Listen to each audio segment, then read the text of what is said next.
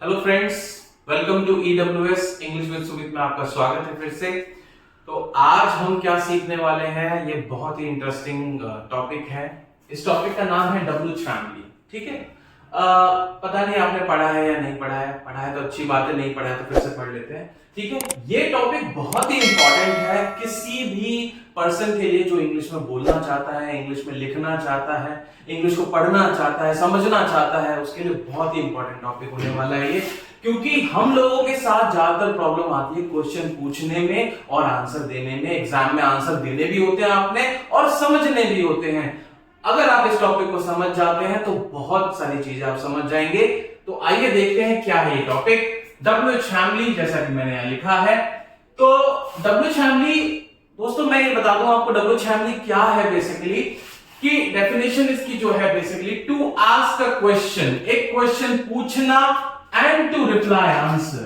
अब आप बोलोगे सर हमने क्वेश्चन तक तो सुना था लेकिन ये आंसर देने के लिए कैसे यूज होती है, यही दोस्तों आपको सीखना है कि कैसे इसको यूज किया जाता है। बिकॉज मुझे नहीं लगता ये अब तक आपको बताया गया है। This is going to be a very big deal for you guys. तो प्लीज इसको देखें, समझें, और जो पहली बार है इस चैनल पे इसे सब्सक्राइब जरूर करें।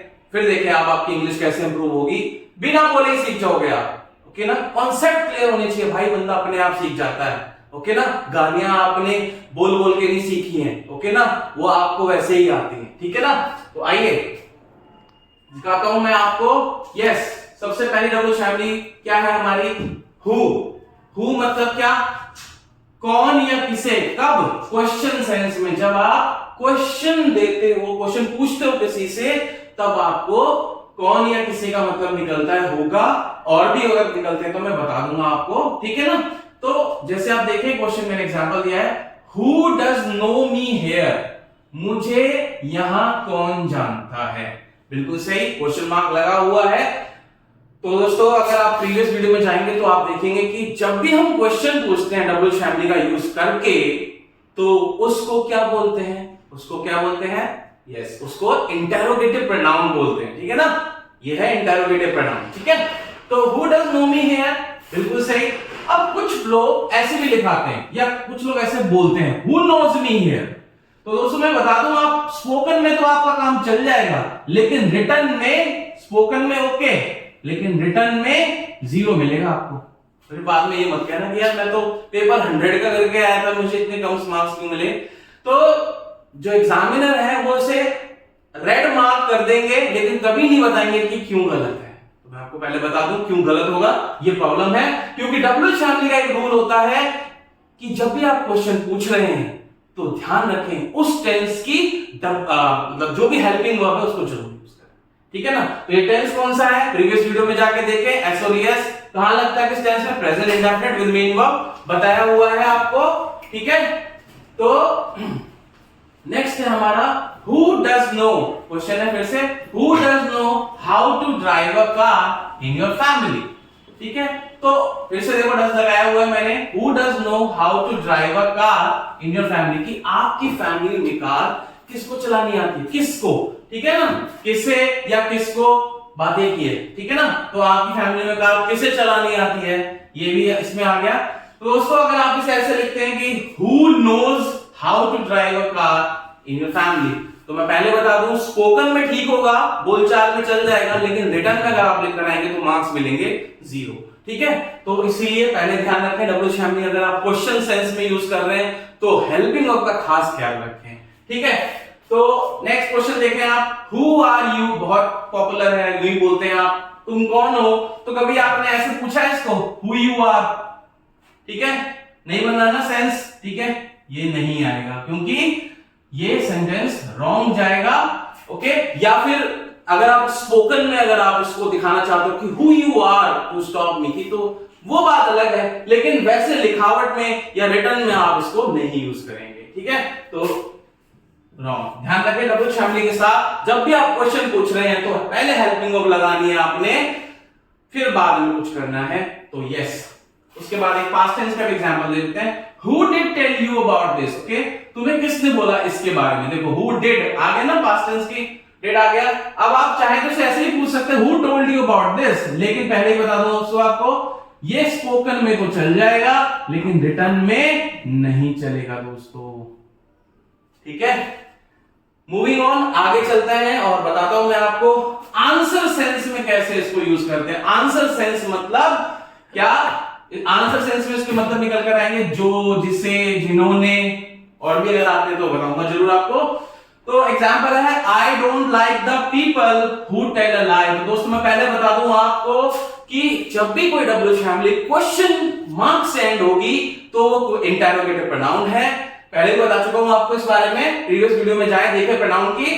तो और जब भी कोई डब्ल्यू फैमिली सेंटेंस के बीच में आती है, ठीक है, या बीच में नहीं भी आ पाती है लेकिन वो एंड हो रही है फुल स्टॉप से, तो वो आंसर सेंस कहलाएगी। क्या कहलाएगी? आंसर सेंस, अगर फुल स्टॉप से एंड हो रही है। ठीक है ना, तो ये फुल स्टॉप से एंड हो रही है और यहां पर अब इसका मीनिंग क्या निकल कर आ रहा है?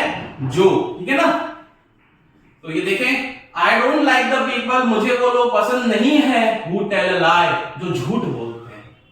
ठीक है ना, देख रहे हो ना कितना अच्छा मीनिंग निकल कर आया। तो आप इस तरह के क्वेश्चन भी खुद फ्रेम करना सीख सकते हैं, इसमें कुछ भी नहीं है। या आप इस सेंटेंस को इस तरीके से भी लिख सकते हैं, the people who tell a लाई।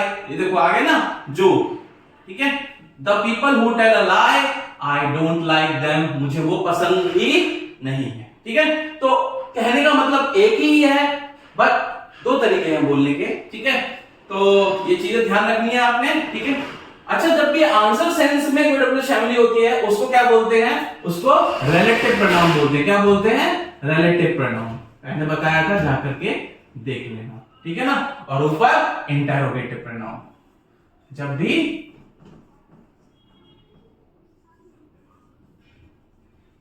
जाकर के देख लेना इसको, रिलेटिव प्रोनाउन और इंटरोगेटिव प्रोनाउन। अगर सिंगुलर पर्सन है, पहले बता चुका हूं tenses, the person who knows, यहां पर आप लिखेंगे नोज, क्योंकि ये क्वेश्चन नहीं पूछ रहे हो, ये आंसर दे रहे हो, इसलिए। ठीक है, वहां पर इसलिए मना किया था। डायरेक्ट इनडायरेक्ट में दिक्कत होगी आपको अगर आप इसको नहीं समझेंगे। तो ध्यान रखें, आगे के टॉपिक समझने तो अभी को अच्छा करें। तो द पर्सन हु नोज, अब मैं हु डज नो लगा देता तो सेंटेंस क्वेश्चन में चला जाता, इसीलिए मना कर रहा था दोस्तों। तो the person who knows English, जिसे इंग्लिश आती है, रेज हिज हैंड, अपना हाथ खड़ा करे। ठीक है, तो एक चीज और देखें कि जब भी आप हु को बीच में ला रहे हैं तो कहीं जगह कोमा लग रहा है, कहीं जगह नहीं लग रहा है। तो वो इसलिए जब हु सेंटेंस को कनेक्ट कर रहा है बीच में तो ठीक है, लेकिन जब वो बीच में ना आकर के सेंटेंस की स्टार्टिंग में ही आ रहा है थोड़ा सा, तो उस केस में एक सेंटेंस खत्म हो जाता है और उसके बाद कोमा लगाते हैं। ठीक है ना, दूसरे सेंटेंस स्टार्ट होने से पहले। इसको हम पंक्चुएशन में कवर करेंगे आगे जाके, बट अभी के लिए इतना सही है। ठीक है, तो दीज आर द पीपल, ये वो लोग हैं, हु अब्यूज मी, देखो सेंटेंस को करेक्ट कर रहा बीच में से ही, तो हु अब्यूज मी, जिन्होंने मुझे गाली दी थी। तो यहां पर पास्ट टेंस का यूज हुआ है और सेंटेंस का मीनिंग निकल कर आया जिन्होंने। ठीक है, नेक्स्ट डब्ल्यू फैमिली को देखते हैं, इसी की जैसी है, विच इसका नाम है। क्वेश्चन सेंस में इसका मतलब होता है कौन सा या कौन सी, मुझे बताने की जरूरत नहीं है, क्यों क्वेश्चन सेंस। ठीक है ना, तो which is your favourite movie, आपकी फेवरेट मूवी कौन सी? ठीक है ना, विच के साथ एक चीज ध्यान रखना बेटा, एक चीज क्या है कि इसमें जब भी आप इजम आर के साथ यूज करते हैं विच को तो ठीक है, लेकिन जब आप किसी वर्ब के साथ या किसी और फॉर्म में यूज करते हैं, जैसे आपके पास कौन सा फोन है, तो आप यानी चीज के बारे में बता देते हैं कि कौन सी चीज ये वो, तो उस केस में उस चीज का यानी जो भी है ऑब्जेक्ट उसको पहले साथ में रखना है आपने। विच phone do you have, which ice cream do you like, आपने पहले ही बता दिया क्या, ice cream. Which chocolate do you like, ठीक है, तो इस केस में ध्यान रखना। ठीक है, पर ऐसे अगर मैं बोलूं कि फेवरेट, या तो फेवरेट लगा लो कि which is your favourite chocolate, तो इज आ गया पहले। ठीक है, ध्यान रखते हैं इस चीज को, तो फ्रेमिंग अच्छी होगी। तो विच फोन डू यू हैव, अब देखो पहले क्वेश्चन मैंने क्या पूछा था, which is your favourite movie. और दूसरी चीज मैं बता दूं, सबसे इंपॉर्टेंट चीज जो इसके बारे में होने वाली है, हु को हम लिविंग बीइंग के लिए यूज करते हैं। किसके लिए? लिविंग बीइंग, जो चीज जीती जाती है, यानी कि जीती जाती, ओके ना, उनके लिए, जो चीज है अलाइव। ठीक है ना, लिविंग बीइंग के लिए यूज करते हैं। वहीं दूसरी तरफ विच को हम नॉन लिविंग चीजों के लिए यूज करते हैं। किसके लिए?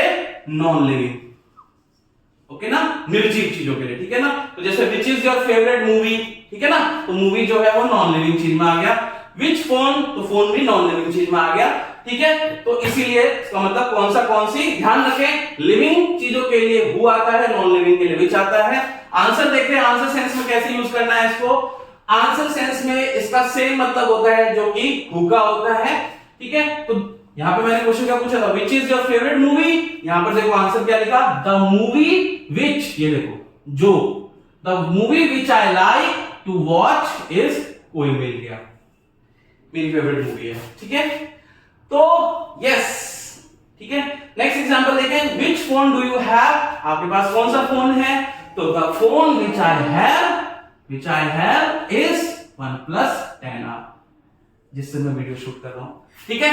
तो आई होप आपको समझ में आया है नॉन लिविंग और मतलब नॉन लिविंग और लिविंग चीज का चक्कर क्या है इसका, और इंटरोगेटिव प्रोनाउन रिलेटिव प्रोनाउन से कैसे कनेक्शन है इसका, कैसे क्वेश्चन पूछते हैं, कैसे आंसर देते हैं। ये एक सिर्फ एक डब्ल्यूएच फैमिली है, इस तरह की बहुत सारी डब्ल्यूएच फैमिली है जो आपको नहीं आती, मैं गारंटी के साथ कह सकता हूं। आप इस चैनल पे बने रहिए और देखते रहिए मैं क्या क्या सिखाने वाला हूं आपको। आप नहीं भी बोलना चाहेंगे तब भी बोलेंगे, कोई जरूरत नहीं है आपको हर समय बोलने की, बस कॉन्सेप्ट को समझना जरूरी है, प्रैक्टिस करें सेंटेंस फ्रेम करने की। मिलते हैं नेक्स्ट वीडियो।